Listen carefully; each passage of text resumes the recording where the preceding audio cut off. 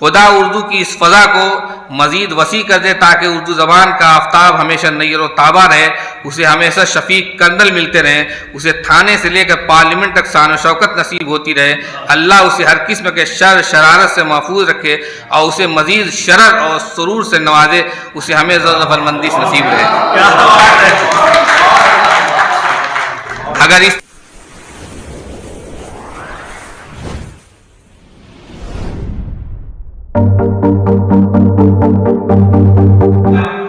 چند منٹ کے لیے مختصر ترین تاثرات کے لیے میں مولانا ابو بشر فہیم صاحب سے گزارش کروں گا کہ تشریف لے آئے اور آج کے اس پروگرام کے تعلق سے اپنے تاثرات سے نوازیں، اس کے بعد پھر ہم صدارتی خطاب کی طرف پیش کریں گے۔ مولانا ابو بشر فہیم صاحب تشریف لے آئے۔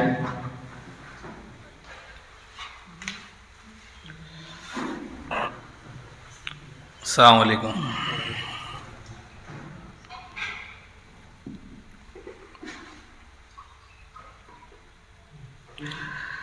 چند برجستہ نثری تحریریں پیش خدمت ہیں۔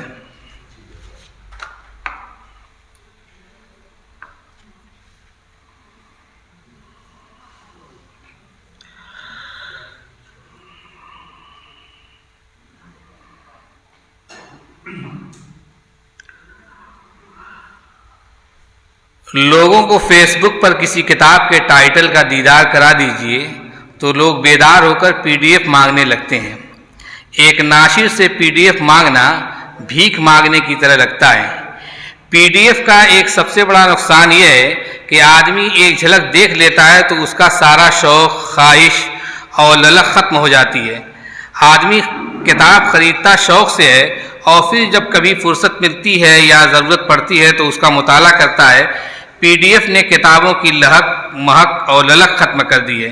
آدمی جب تک اپنی منگیتر کو نہ دیکھے ہو تو دیکھنے کی بے قابو للک رہتی ہے، لیکن جب دیدار ہو جاتا ہے تو ایک طرح کا سکون اور ٹھہراؤ ہو جاتا ہے۔ دیکھی ہوئی لڑکی سے کبھی بھی رشتہ کیا جا سکتا ہے، لیکن جس سے نکاح ہونا ہو اس کے دیدار کی للک کیسی ہوتی ہے یہ تو ایک عاشق اجرت باز ہی سے پوچھیے۔ لیکن کتاب کا نام سننے، اس کا ٹائٹل دیکھنے، اس کو خریدنے، اس کو چھونے، اس کو گھمانے، اس کو تکیہ کے پاس رکھنے، اس کو سینے پر کھڑی کرنے، اس کو داڑھی سے ہم آغوش کرنے، اس کو قبلہ بنانے اور اس کو لے کر دوزانو ہو جانے، اس کا ورق الٹنے میں، اس میں کھو جانے، اس میں گلاب رکھنے، اس میں خطوط چھپانے اور کتاب کے سہارے کتابیہ تک پہنچ جانے کی لذت اور مزہ کچھ اور ہی ہے۔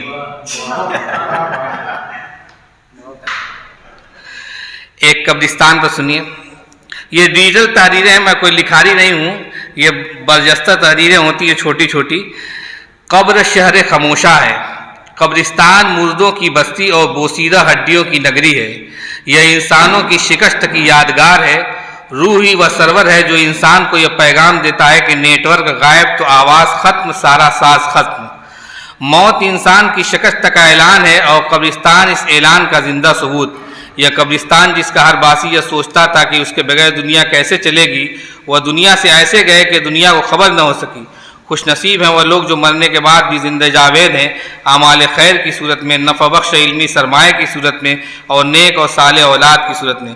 مسلمان جیسے زندہ حالت میں مسجد میں محمود و ایاز ہے، ٹھیک اسی طرح وہ مرنے کے بعد بھی قبرستان میں محمود و ایاز ہے۔ ہر قبر یکساں اور شکست کی نشانی رہے گی، کوئی جاہ و جلال اور قبہ و گنبد نہیں رہے گا، اوپر سب برابر، اندر اعمال کے حساب سے اجر و زجر مختلف۔ قبرستان اور قبر آخرت کی یاد کے لیے ہے۔ اگر کسی قبر پر دنیا کے تماشے ہوں تو سمجھ لیجئے کہ وہ قبر نہیں ہے، مسلمانوں کے لٹنے کا مرکز ہے۔ عقائد، اعمال اور مال کی بربادی کی دنیا کی وہ جگہ ہے۔ قبر محتاجگی اور بے بسی کی یادگار ہوتی ہے۔ وہاں جو اپنی محتاجگی لے کر جائے وہ اللہ کی الوہیت و ربوبیت سے عملاً جنگ کر رہا ہے۔ اللہ ہمیں قبرستان کی زیارت کی توفیق دے تاکہ ہم اپنی حقیقت و حقیقت سے آگاہ رہیں۔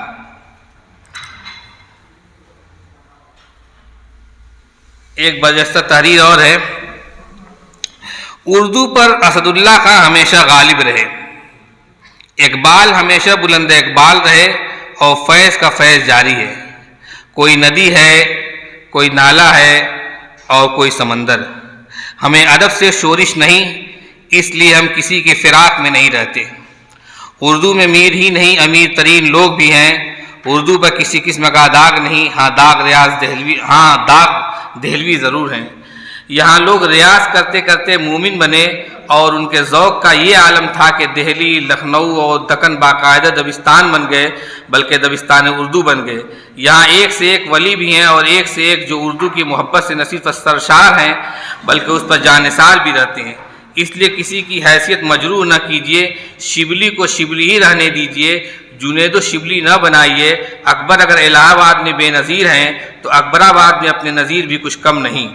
تنقید سے کسی کو فرار نہیں، بغیر تنقید کے نہ کوئی فراز ہے، تنقید سے کسی کو فرار نہیں، بغیر تنقید کے نہ کوئی فراز بن سکتا ہے اور نہ سرفراز۔ اردو ادب ہمیشہ ادیبوں اور شاعروں کا مشکور رہا، بلکہ وہ شاکر بھی رہا۔ اس نے شاکر ہی نہیں، پروین شاکر جیسی خوشبو بھی دی، اس نے مسدس حالی بھی دیا، اس نے نہ جانے کتنے سید بھی دیے جو نصیب سلیمان ہیں، بلکہ ان کے پاس تخت سلیمانی بھی ہے، جس پر ایک دو سید ہی نہیں بلکہ سر سید بھی بیٹھے۔ یہاں نصیب رشید ہیں، بلکہ مشتاق جیسے یوسفی بھی ہیں، پطرس جیسے طنز و مزاح کے بخاری بھی ہیں۔ یہاں مختلف رنگ ہی نہیں بلکہ نارنگ بھی ہیں، بلکہ شمس الرحمان جیسے فاروقی بھی ہیں۔ یہاں عبد الماجد جیسے صاحب طرز ادیبوں کا ایک دریا آباد ہے۔ اردو جب کبھی جوش مارتی ہے تو بالکل ملیح آباد کا عام لگتی ہے۔ یہاں محمد جیسے حسین بھی ہیں، اور اعلیٰ جیسے جوہر بھی۔ یہاں زمیندار والے ظفر کے ساتھ ساتھ اردو والے بابا مولوی عبدالحق بھی ہیں۔ یہاں ایک سے ایک آزاد شخص ہیں، اور ایک سے ایک اعلیٰ شخصیات ہیں، بلکہ ابو الاعلیٰ اور ابو الکلام بھی ہیں۔ خدا اردو کی اس فضا کو مزید وسیع کر دے تاکہ اردو زبان کا آفتاب ہمیشہ نیر و تابہ رہے، اسے ہمیشہ شفیق کندل ملتے رہیں، اسے تھانے سے لے کر پارلیمنٹ تک شان و شوکت نصیب ہوتی رہے۔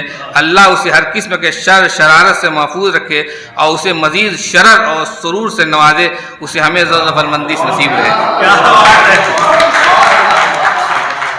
اگر اس طرح کے پروگرام ہوتے رہیں تو شاعروں کی بھی حوصلہ افزائی ہو جائے گی، اور ہم جیسے لوگ کچھ جو لوگ نثر تھوڑی ٹوٹی پھوٹی لکھتے ہیں وہ بھی آپ تک پہنچ جائیں گی۔ بہت بہت شکریہ۔ اس طرح کے پروگرام تاخیر ہو گئی، اس طرح کے پروگرام بہت جلدی ہوتے رہنا چاہیے تاکہ فکر کی اڑان میں کوئی تھکان محسوس نہ ہو۔ السلام علیکم۔ بہت بہت شکریہ محترم ابو اشرف فہیم صاحب۔ اب